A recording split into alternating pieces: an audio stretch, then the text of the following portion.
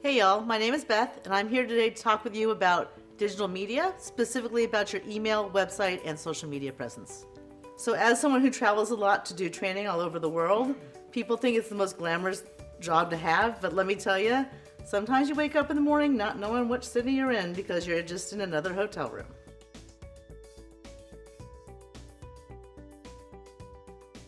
So when you're first starting your campaign, one of the first things you need to do is build a website so that when people search for you online, they can find you. The reason why it's important to be able to find you online is that 9 times out of 10, people might see your commercial on TV or hear about you from a friend. The first thing you're gonna do is they're gonna go to their best friend Google and see what they can find out about you. And if they can't find anything out about you, you've probably already lost their vote. So you need to have a website that's easy to find. You need to have a website that's been what I call professionally built. So that main page needs to have a donation link so that you can get their money. It has to have an email address collection so you can get their name on your email list. We'll talk more about that later. You need to offer them the option to give you a phone number. And it should have pages that are linked from the home page that have things like issues. Ideally, you might want to have a page that's got some high resolution images. Your website's a great resource for them to find images that are out there in the public that they can then go and use so that when they're using pictures of you on a mail piece, for example, it's not a pixelated picture they pulled off of Facebook. So oftentimes people will ask, what should my website have on it? At the very least, it needs to have an about page talking about the candidate, a contact form so that people can reach out to the campaign, a volunteer form so people can volunteer for you, an issues page talking about where you stand on the issues. So your donation page needs to have 2 key things on it. It needs to have the data collection, right? First name, last name, email address, phone number. It needs to have an address for people who want to mail you a check. Please do not leave money on the table by not having that there. And ideally, you should be using ActBlue. They have done years and years of testing, and they can optimize that page to make sure that you're getting the maximum amount of donations possible. One of the other key pieces that you don't hear people talk about enough is that your website needs to have a very clear data and privacy policy, talking about how you're going to protect people's data and protect their privacy. So how do you go about building your website? Well, you've got to have a logo.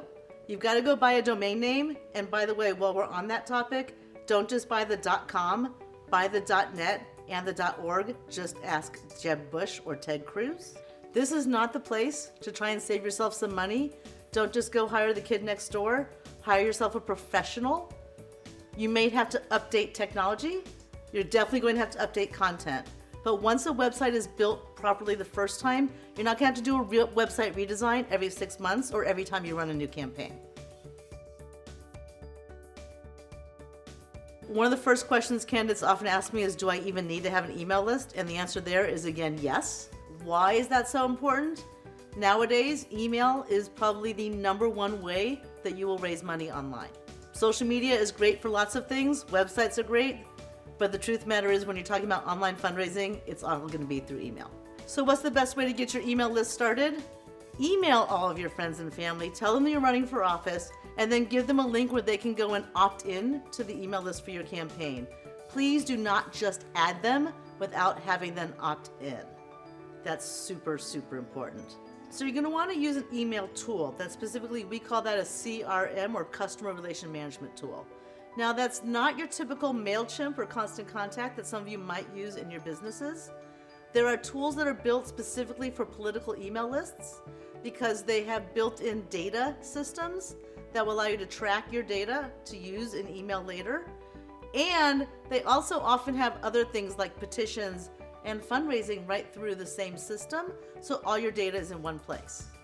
So basically these email tools, you can collect all of your data and then it stays in all one place. You can actually set up, as we call it, loading and producing your email, which is writing your email, formatting it, inserting images, links, etc. And then you can segment your email. This might be the most important piece of email strategy that I can teach you today, which is the idea that not every email you send goes to everybody on your list.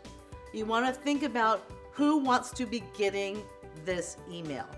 One of the things you're going to hear me talk about a lot throughout the things that I write and talk about is that you need to respect your inbox, respect the newsfeed, respect your audience. And one of the ways we do that is by making sure that we're looking at the data to determine which email to send them. Let me just give you an example. Let's say that you're doing an event in Chicago, Illinois, and you are running for city council in Chicago, Illinois, but you grew up in Texas. And so a lot of the friends and a lot of the people on your email list live in Texas. But you're doing a fundraiser next week, $25 a person. Do you think that somebody in Dallas is going to get on an airplane and fly to Chicago to go to a fundraiser that's $25 a head? Probably not. So don't send them that email because they're not likely to want to do it. Probably the number one question I get asked in my trainings is what day of the week should I send my emails out, or what's the best time? And here's the simple answer. If you've got something to say it, and if you don't, shut the fuck up. So some of the things you want to think about when you're looking at measuring the success of your email is you want to look at your opens, your clicks, and actions taken, right? Opens is somebody opened the email. Clicks, they clicked on whatever link you had in the email, and then actions taken was, did they click on the email to give you a donation, but then did they actually give you the donation? Did they actually hit submit?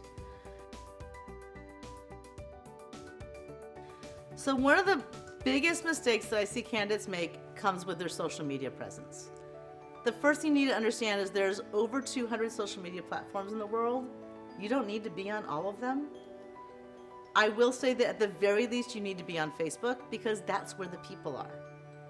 You might want to also think about Twitter. That's where the press is if you're trying to garner press attention on your campaign. And then I would think about who else is in your target audiences, right? If you're talking about reaching college kids, then maybe you want to think about figuring out how to use Snapchat, or better yet, find one of your campaign team to help you maintain a Snapchat account. Instagram is also a great tool if you're trying to reach younger people. So when you're thinking about which platforms to use, there's 3 questions to ask yourself. The first one is, who am I trying to reach? The second one is, which platforms do they use? And the third one, and the one that the chart in the guide will help you answer, is how do those platforms get used? For example, Facebook Messenger is obviously a messaging platform. Facebook does a little bit of everything, from donations to storytelling to messaging to video. Twitter is a very contextual platform for having conversations, but if all you're doing is posting images, maybe Twitter's not the best answer for you. So you need to think about not just who are you trying to reach, what platforms are they using, but how do the platforms actually get utilized by people, and how do the platforms want to be utilized? Let's talk for a minute actually about the difference between profile page and group. A profile is when you log into Facebook with your username and your password, and that's you as an individual person. A page is a public presence for you, your campaign, or for a celebrity, etc. As a candidate, you want to have both. First of all, you deserve to have a life outside of your campaign, because you do. You have family, you have friends. That's on your profile. Your page is where you maintain the content and tell the story of your campaign and why you're running for office. The third kind of Facebook entity that you'll hear people talk about are Facebook groups. Groups are literally what it sounds like. It's groups of people coming together around a common interest. So a lot of times campaigns will form a Facebook group for their volunteers and a Facebook group for their supporters. And sometimes even a Facebook group for their internal team to be able to talk to each other, because everyone has Facebook open all the time anyway. Groups are one of the best tools out there for political campaigns, in my opinion. So for your Band 1 campaign, school board, local city council, at the very least for social media, you want to have Facebook. Anything else beyond that is probably just gravy and not really worth it. So for your Band 2 campaign, you're probably going to definitely want to use Facebook. And I would also think about adding Twitter to that mix, because at this level, you probably want to be spending a little more time talking to the press, or as we call it, the grass tops. Once you get to a Band 3, talking state legislature, gubernatorial, anything statewide, you're probably looking at doing Facebook and Twitter, and also starting to think about using things like Instagram for visual storytelling, and probably YouTube. So in a Band 4 campaign, here's where you probably are likely to have a digital director or a comms director who's going to manage a lot of that social media for you.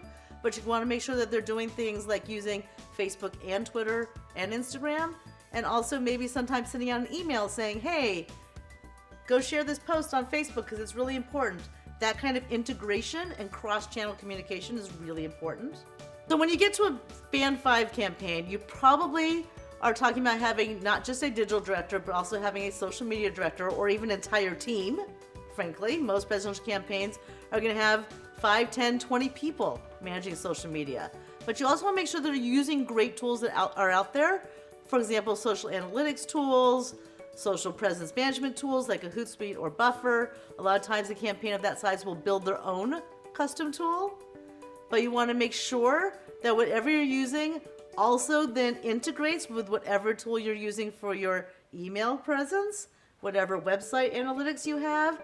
The more you can connect everything to each other, the better.